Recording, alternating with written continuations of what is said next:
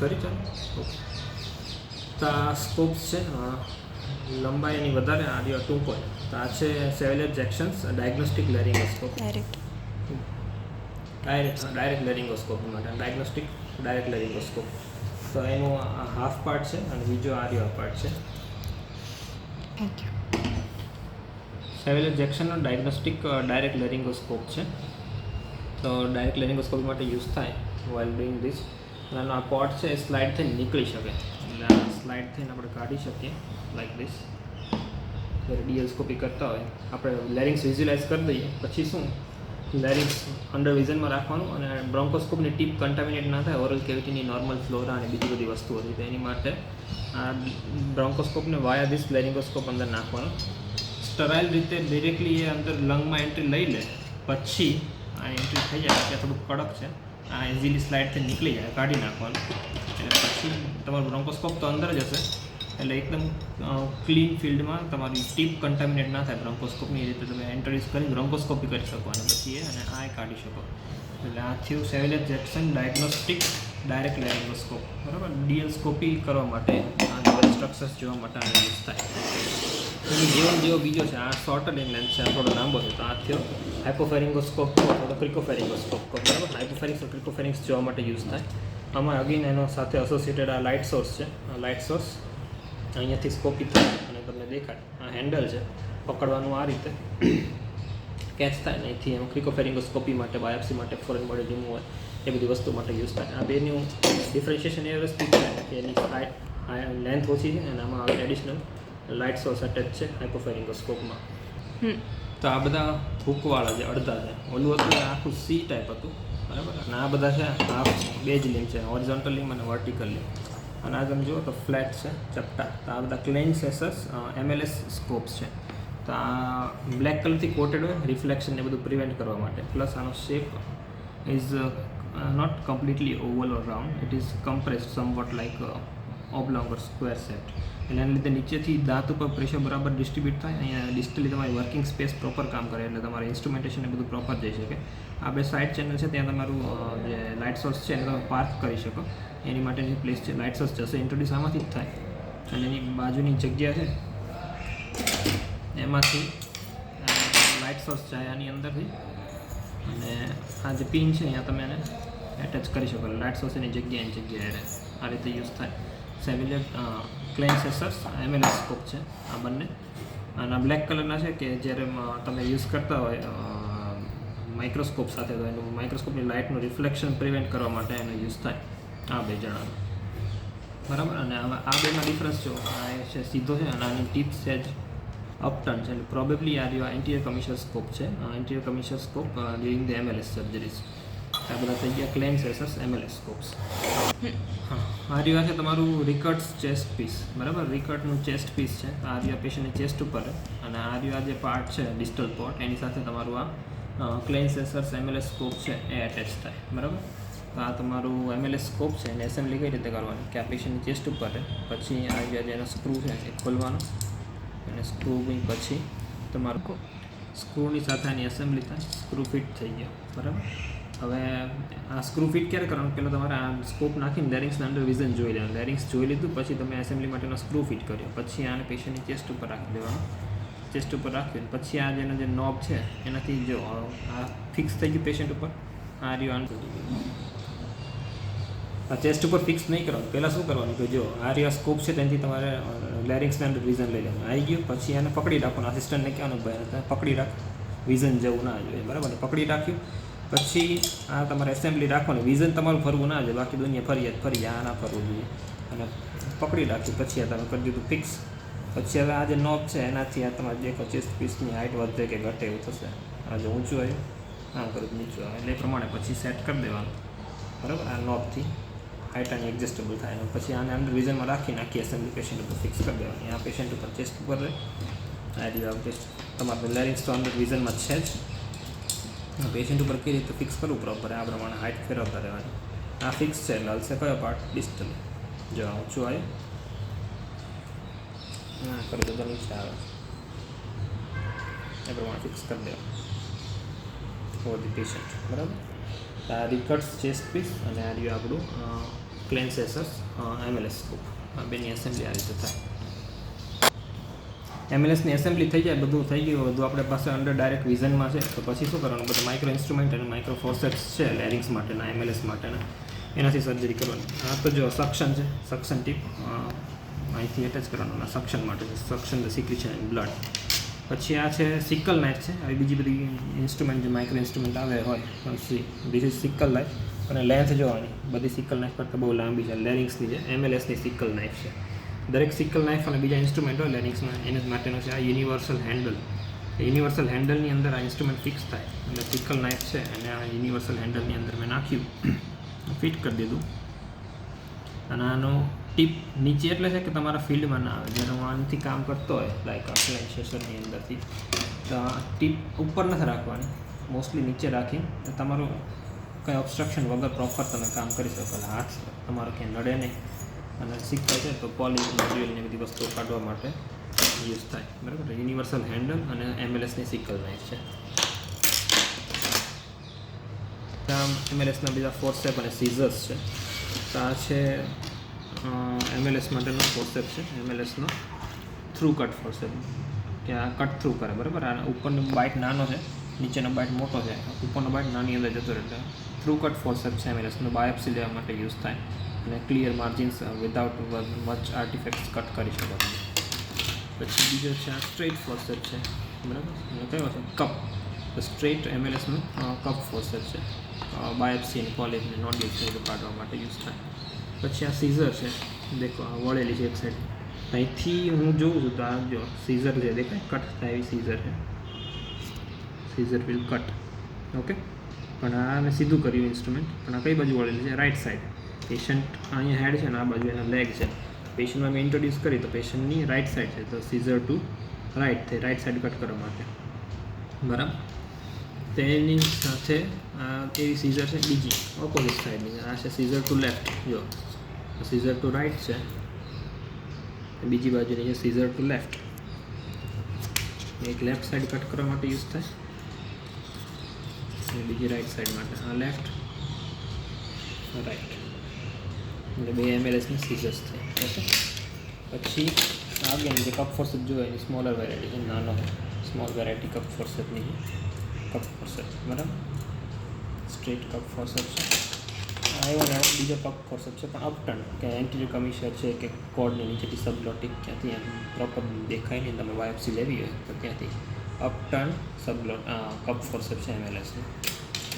પછી મારી વાત છે આ ફોર્સેપ છે, જો નોટ અ સીઝર, ઊંચો થાય છે, રાઈટ સાઈડ ટર્ન થયેલો છે, રાઈટ સાઈડ ફોર્સેપ, પણ સીઝરની જેમ એક્શન નથી, કટિંગ એક્શન. તો ફોર્સેપ અને scissor are opposite when we use. તો રાઈટ સાઈડ ફોર્સેપ હોય તો રાઈટ સાઈડની ટિશ્યુ પકડવા માટે યુઝ થાય, પણ ત્યાં તમારે કટ કરવાનું છે લેફ્ટ સાઈડથી. તો right forcep is used along with left scissor. એટલે અહીંયા કોઈ વસ્તુ તમે ગણો કે આ કોઈક વસ્તુ છે બ્લેક, એમાં પકડવી છે, તો મારે રાઈટ ફોર્સેપ ટુ રાઈટથી મેં વસ્તુને ગ્રેપ કરી મારા ફિલ્ડમાં લાવે. પછી સીઝર ટુ લેફ્ટ છે, એ લાઈન કટ થાય. સીઝર ટુ લેફ્ટ, ફોર્સેપ ટુ રાઈટથી ખેંચવાનું અને સીઝર ટુ લેફ્ટથી કટ કરવાનું. એટલે સીઝર અને ફોર્સેપ બે ઓપોઝિટ યુઝ થાય, નોટ સેમ સાઈડ. એટલે રાઈટ સાઈડનો સીઝર હોય તો લેફ્ટ સાઈડનો ફોર્સેપ, અને લેફ્ટ સાઈડની ફોર્સેપ હોય તો રાઈટ સાઈડની સીઝર. ઓકે. છે અપટર્ન કપ ફોર્સેપ, બીજો નાની વેરાયટીનો છે MLS માટેનો. અગેન આ બે સિમિલર લુકિંગ છે. આ ઓલામાં શું આવતું કે આ ઇસોફેગોસ્કોપ અને બ્રોન્કોસ્કોપ અને ઇસોફેગોસ્કોપ છે, બે દેખાય સરખા. તો ડિફરન્સ શું છે બ્રોન્કોસ્કોપ વર્સિસ ઇસોફેગોસ્કોપનું? એક તો લેન્થનો આવે. હવે તમે જો તો ઇસોફેગોસ્કોપ નેચરલ ઇસોફેગસ લાંબી છે કમ્પેર્ડ ટુ બ્રોન્કસ, તો ઇસોફેગોસ્કોપ લાંબુ હશે compared to bronchoscope. Bronchoscopes are shorter in length. પછી ઇસોફેગોસ્કોપ આપણે જોઈએ તો એની પર માર્કિંગ હશે.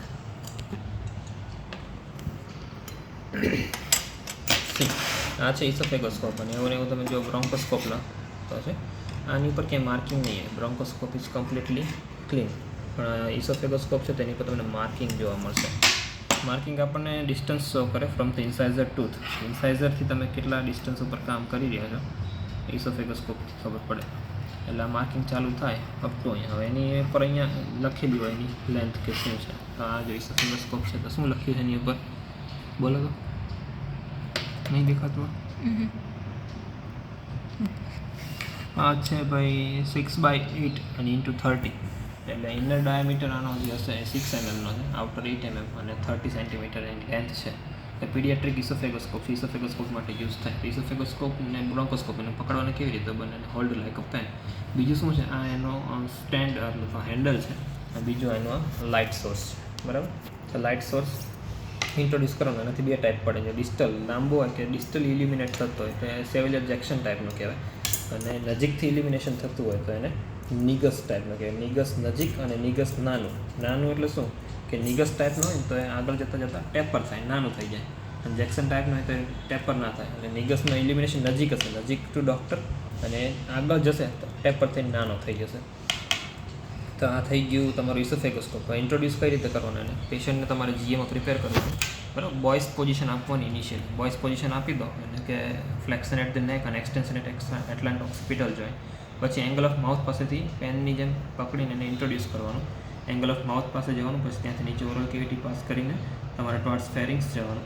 પેશન્ટ ઓલરેડી ઇન્ટ્યુબેટેડ હશે, બરાબર, ઇસોફેગોસ્કોપી વખતે, એટલે તમારી પાસે એન્ડોટ્રેક્યુલ ઇન્ટ્યુબેશન હશે. પછી એન્ડોટ્રેક્યુલ ટ્યુબને ફોલો કરતા જવાની અને એની પાછળ જઈને પછી જશો એટલે તમે બાયપાસ ધ લારિંગ્સ અને તમને મળશે PFS અને પોસ્ટિફેરેન્જિયલ વોલ. તો પોસ્ટિફેરેન્જિયલ વોલથી પાસે જઈને PFS પાસે જવાનું. PFS પાસે જઈને ત્યાં આપણે ઊભા રહેશું 1-2 સેકન્ડ, તો PFS વિલ ડાયરેક્ટ અને ઇસોફેગ. તો PFS પાસે જશો એટલે PFSની પાસેથી ક્રિકોફેરિંગ્સ જે અપર ઇસોફેજિયલ સ્ફિન્ક્ટર છે પહેલું એ ડાયલેટ થાય, અને પછી ધીરે ધીરે never push the oesophagoscope, slightly move the oesophagoscope towards the lower hand side. અને એની માટે તમે જ્યારે ક્રિકોફેરિંગ્સ પાસે આવી જાઓ પછી you have to follow the curvature of the spine. એટલે ઉપર સર્વાઇકલ સ્પાઇનમાં સર્વાઇકલ લોર્ડોસિસ હોય અને થોરેસિક સ્પાઇનમાં મીન્સ થોરેસિક કાઇફોસિસ હોય. તો કાઇફોસિસને આપણે સ્ટ્રેટ કરવો પડે આઈધર શોલ્ડરની નીચે શોલ્ડર બેગ મૂકી દો તો કાઇફોસિસ સ્ટ્રેટ થઈ જશે, અથવા તો પછી પેશન્ટને તમારું જે હેડરિંગ મીન્સ ઇનિશિયલી બોયસ પોઝિશન આપી હતી એ રિમૂવ કરી દેવાની. પેશન્ટને ટેબલના હેડ એન્ડ બાજુ ખેંચી લેવાનું. Slide the patient towards the surgeon near the head end of table. તો એને પછી હેડને ડ્રોપ કરી દેવાનું ટુવર્ડ્સ ધી ટેબલ. એ ડ્રોપ થઈ જાય તો એ અગેન થોરેસિક કાઇફોસિસ હશે, પેશન્ટનો એરિયો દૂર થઈ જશે, બરાબર. તો પછી એ દૂર થઈ ગયું એટલે ઇસોફેગસ સ્ટ્રેટ થઈ ગયું ઓલમોસ્ટ. અને પછી નીચે પેશન્ટનું તમે ઓપોઝિટ સાઈડ એટલે કે લેફ્ટ સાઈડની એન્ટીરિયર સુપીરિયર ઇલિયાક સ્પાઇન છે એને તમારા વિઝનમાં રાખીને ધીરે ધીરે એને ઇન્ટ્રોડ્યુસ કરતા જવાનું. ઇન્ટ્રોડ્યુસ કરો ત્યારે એક વસ્તુ 100% મગજમાં હોવી જોઈએ કે તમને જે આમાંથી જોવો છો you will always see the lumen of oesophagus, never the wall જોતા હોય. ઇન કેસ એવું લાગે કે ખાલી વોલ જ દેખાય છે, લ્યુમેન નહીં દેખાતો, સ્કોપ સચ પાછો લેવાનું, પાછો લ્યુમેનની અંદર વિઝન લેવાનું, ધીરે ધીરે જતા જવાનું. બધા ઇસોફેગલ કન્સ્ટ્રક્શન પાસ કરીને જતા જવાનું, જોવા જવાનું ધીરે. Never push, lumen must be under vision all the time. અને એ જ રીતે પછી આખી ઇસોફેગોસ્કોપી કમ્પ્લીટ કરવાની. એ થઈ જાય પછી ધીરે પાછા આવવાનું. પાછા આવતી વખતે અગેન મિકોઝા અંદર તમારા ફિલ્ડમાં તમને દેખાતી રહેવી જોઈએ, અને ક્યાંય ટેર કે બીજી ઇન્જરી નથી જોતા એક્ઝામિન કરીને આખી ઇસોફેગોસ્કોપી પતે પછી તમારે બહાર આવી જવાનું. એની બે ચેનલ છે, લાઇટ સોર્સ કીધું એરિયું એનાથી ખબર પડે કે જેક્શન છે કે નિગસ, અને બીજું એનો હેન્ડલનો ફાયદો શું કે હેન્ડલ આપણને ખબર કહે છે કે આ બીવેલ કઈ સાઈડમાં છે. જો આ બીવેલની ટીપ અહીંયા છે, tip would always be in line with handle જ્યાં હોય ત્યાં જઈને ટીપ હશે.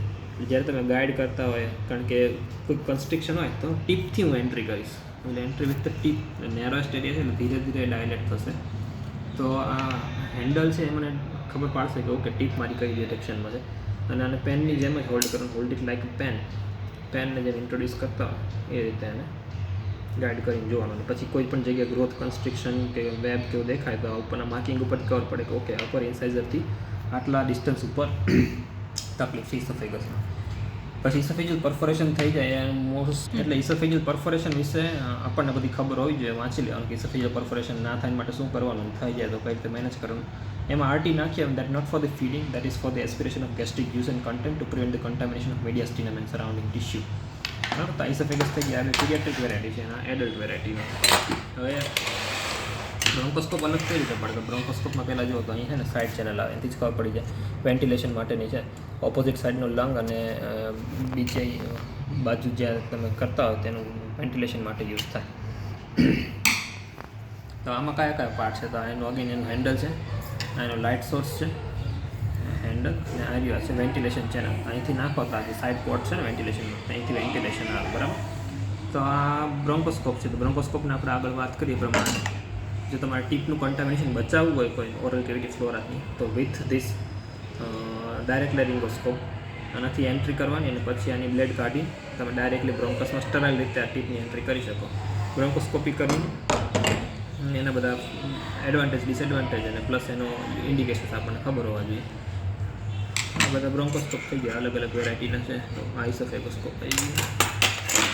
સાઇડ પોર્ટ બધામાં હશે, સાઇડ પોર્ટ બ્રોન્કોસ્કોપ્સ. ઇસોફેગોસ્કોપ છે આપણા બધા, બરાબર. આમાં જો ચેક કરો તો શું કે આમાં બે જ ચેનલ છે, એક એનું હેન્ડલ છે અને બીજું લાઇટ સોર્સનું એટેચમેન્ટ માટેનું પોર્ટ છે, બરાબર. તો લાઇટ સોર્સ એટેચમેન્ટ પોર્ટ અને હેન્ડલ બે જ છે, પણ આમાં જુઓ તો 3 વસ્તુ છે.